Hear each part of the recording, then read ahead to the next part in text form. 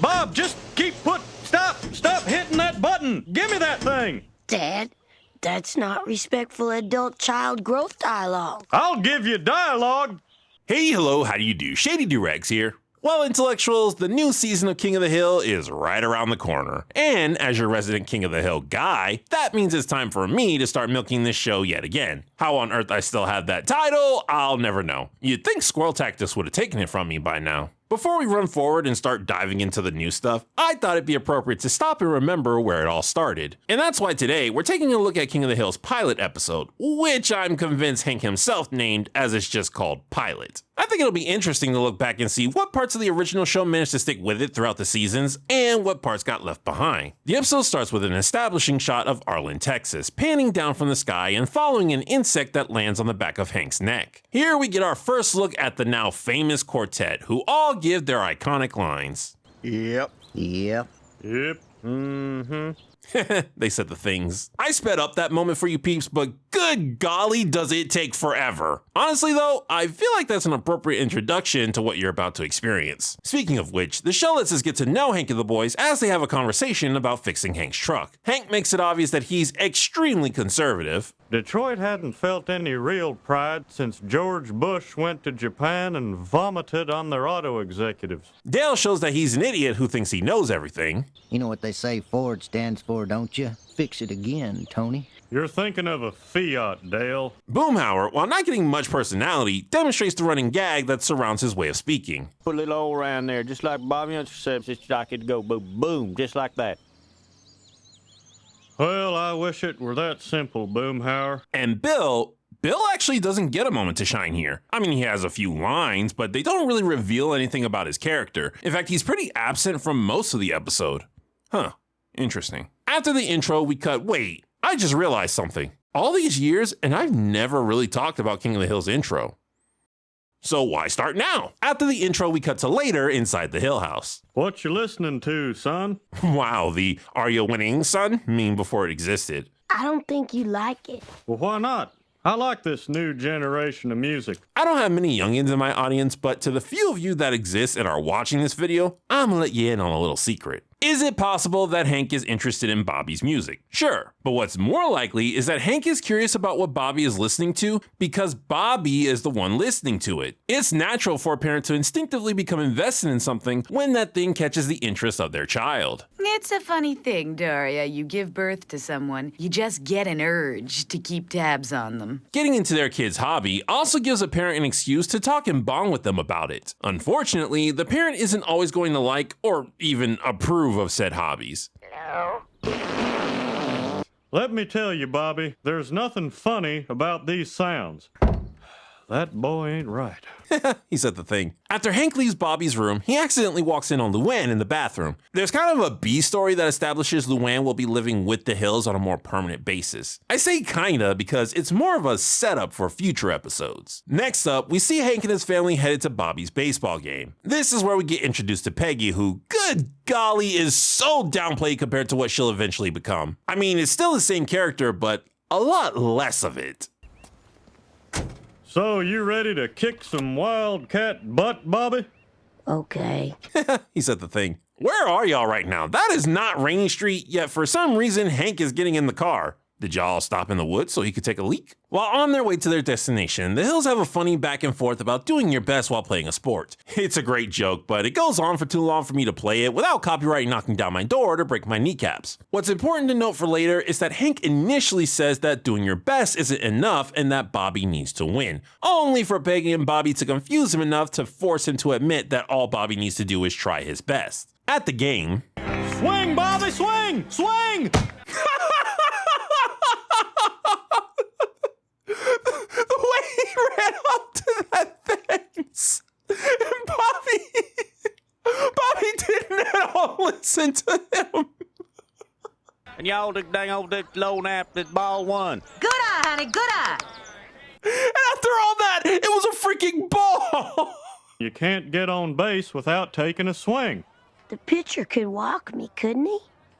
Don't play lawyer ball, son. Good golly, these jokes. I can't, okay? We'll be here all day. Just assume a good chunk of the episode is hilarious. Bobby gets a hit without swinging, once again proving Hank wrong. Once the boy gets to base, however, he gets distracted. Stop looking at me, boy! Watch the ball! Can't hear you, Dad. Good slapstick there. The speed really sold it. That's something I think the show has actually gotten worse with over time. The slapsticks have gotten slower, and while those moments can still be funny, faster impacts would help. Don't worry, Bobby, you played a good game. On their way home, Hank decides to stop at the Megalomart to get a few things. I hate this place.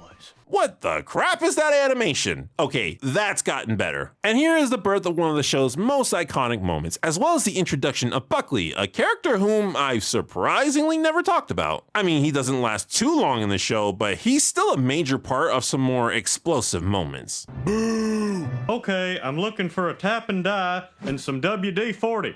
Huh. Okay, forget it. Let's say I want a hammer. Do you know what a hammer is? Two onlookers who are definitely not Kathy Najimy and Ashley Gardner see Hank's outburst and start theorizing of how Bobby got his black eye. This causes rumors to be spread about Hank, which eventually reach Child Protective Services, who decide to send over a social worker. Later, Hank and the boys continue their discussion about Hank's truck, and Dale, somehow, turns it into a conversation about government conspiracies. Open up your eyes, man. They're trying to control global warming. Dale, you giblet head. Oh, he used that insult more than once.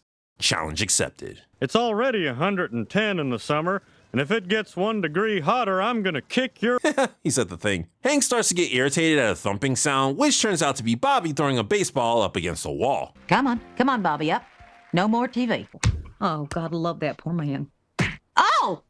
Ah! Sorry, Vietnam flashbacks. If I hit my mom with a baseball, especially after she told me to stop what I was doing and go outside, whoo, my dad would not have been happy. The social worker, whose name is Anthony, arrives at the Hill house, and Bobby, for some baffling reason, decides to keep throwing his ball in the living room. The noise of the ball distracts Dale, and, well, this happens. I can't see! Ah, my arm! Ah, my head! Ow! Ah! Ah! Ow! Ah! Ah! Okay, I'm not exactly car savvy, but I have fixed a thing or two under the hood, yet I'm very confused as to what just happened. Why did Hank slip? Why did the hood close? Why did Dale run away? Oh wait, no, I know why that happened. Rightfully angry at life, Hank finds the source of the noise and takes his anger out on it. Obviously, this was not a good first impression to make on Anthony. So the Hills get questioned about Hank's potential anger problems. They tell Anthony about how both Bobby and Peggy got injured with a baseball, but he thinks the family's just covering up for Hank. And you just have the one son? Uh-huh. Yeah, well, we would have liked to have more kids, but Hank has a narrow urethra. Here's some advice to help prevent oversharing. Answer the question asked, and don't assume they're going to ask another. They probably will ask another, but wait for them to do it. He asked you how many kids we have. He didn't ask you about my glands. Please, Mr. Hill, loud is not allowed. The crap did you just say to me? Mr. Hill, I feel that you're coming from an anger mindset. And if you're projecting this anger onto me, it gives me grave concerns as to how you facilitate your son's growth in private. I get you want to prevent any abuse that might be going on, but you don't get to tell me how to speak while you're in my house. You see that boy? That's my boy.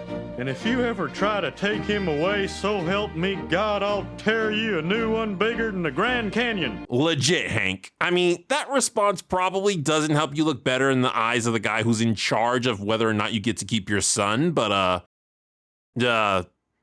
I got nothing. I'm just biased towards parents who are protective of their kids. Anthony decides to check on Hank's neighbors to see if they got any testimonies against him, starting with Dale. Well, Hank's got a lot of problems. Geez, immediately sold him out, didn't you, Dale? You do know that guy works for the government, right? While Dale is willing to tattle on Hank, he denies seeing any mistreatment of Bobby and even brings Joseph in to testify. And here we get the first few Nancy and Redcorn jokes. You all know how I feel, let's just move on.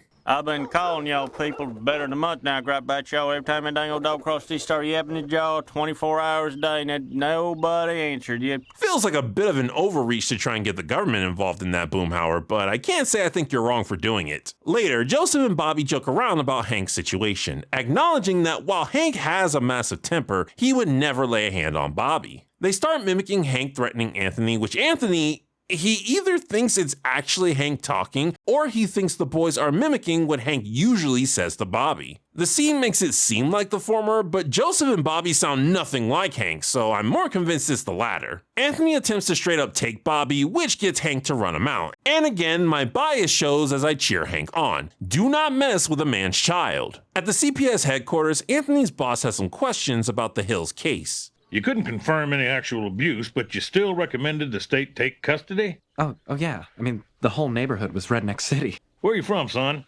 Los Angeles? King of the Hill loves his stereotypes. Anthony makes it clear to his boss that he used biases instead of tangible evidence to come to his conclusion, which obviously makes him look very bad. Back at the Hills, Bobby is hammering a drill into a stop sign that he somehow got his hands on. You're not supposed to yell at me anymore. Remember, he said loud is not allowed, Dad, or they'll take me away. And this is where I start to get annoyed at Bobby.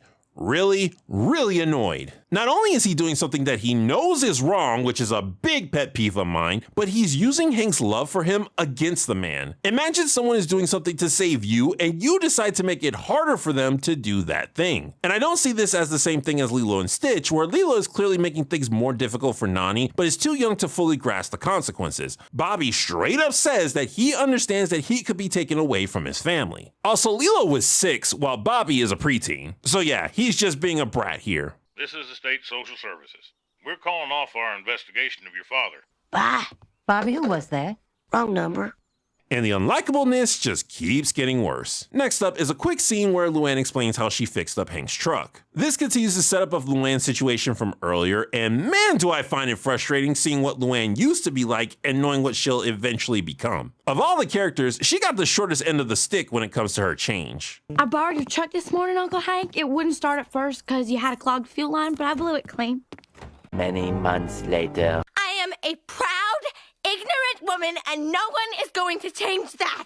Okay, this is the real me. Not this. This. Not this. Winner, loser.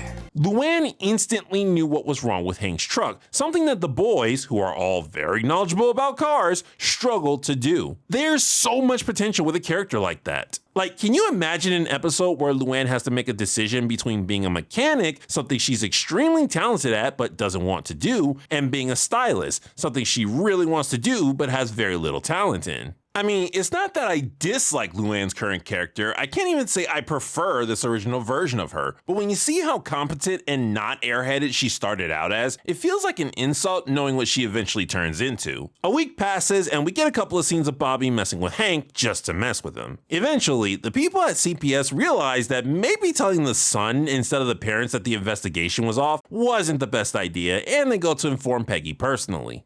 Now, he said that he told you last week that this investigation was off. Please don't tell Dad. How come? I can make him love me even when I screw up. No, I'm not falling for that, and you're not gonna manipulate me, episode. I see what they're trying to do here. Hank was doing a lot of criticism of Bobby earlier, and even mentioned that doing your best isn't enough. So there is a bit of a lead into the concept of Bobby feeling inadequate in the eyes of Hank. However, ever since Bobby started acting out, he showed nothing but malicious intent. It would make more sense if Bobby just happened to be doing something weird or he messed up in some way, and then when Hank tried to call him out on it, Bobby used the CPS investigation against Hank to prevent himself from being criticized. But that's not at all what happened. You can't show a character having awful intentions and then when they get caught, suddenly try to make them appear sympathetic. Peggy goes to tell Hank about everything that happened with Bobby. I'll kill him! All right, calm down, honey. Now let me explain. He didn't do it to be mean. That's a straight up lie! Yes, he did! Bobby honestly doesn't think that you love him all the time. That's crazy. Of course I love him. Now, say it to Bobby. I want you to tell Bobby that your love for him is unconditional. Well, I can't say that.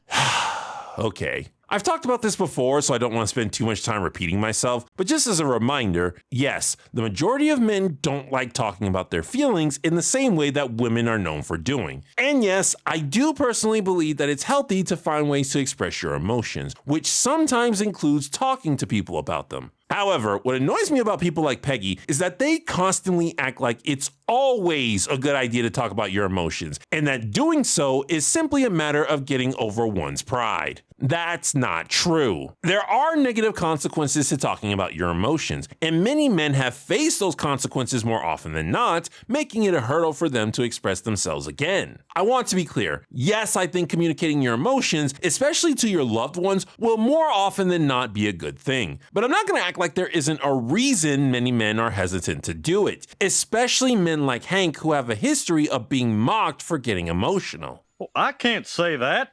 You know how I was raised. So don't come crying to me with your problems. What on earth is that? Peggy insists that the family's problems won't be solved until Hank expresses himself to Bobby. So Hank sucks it up and, after trying to dance around the words, he eventually manages to tell Bobby how he feels. I love you no matter what you do there. Phew. I'm not just a big disappointment to you. Disappointment?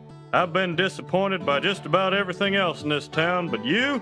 Not once. The episode ends with Anthony on a bus, once again mistaking Hank's and Bobby's activities with each other for abuse. And that was Pilot. Mostly a pretty solid episode. It does its job as an intro to the series fairly well. King of the Hill is about conservatives dealing with a changing world, and this was a good demonstration of that. Most of the characters that are introduced get a chance to shine. Still not sure why Bill was left out, especially since Dale gets a lot of screen time. The comedy is great. The first half in particular had me rolling. While I like the lesson of the episode as a whole, I can't say I'm fond of all of its execution. Bobby comes across as a brat when he's messing with Hank, and the episode never addresses it, playing the situation off like everything was Hank's fault and Bobby had no malicious intent, which is just not true. That being said, while the lead up to Hank revealing how important Bobby is to him frustrates me, the actual scene itself does warm my heart. In case I haven't made it clear, I like caring parents. All in all, not the greatest King of the Hill episode, but a good start of what's to come. As time goes on, this show will go through a gradual transformation of what this episode is,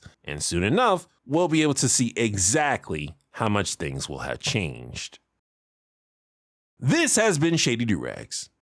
So long, farewell, auf Wiedersehen, goodbye.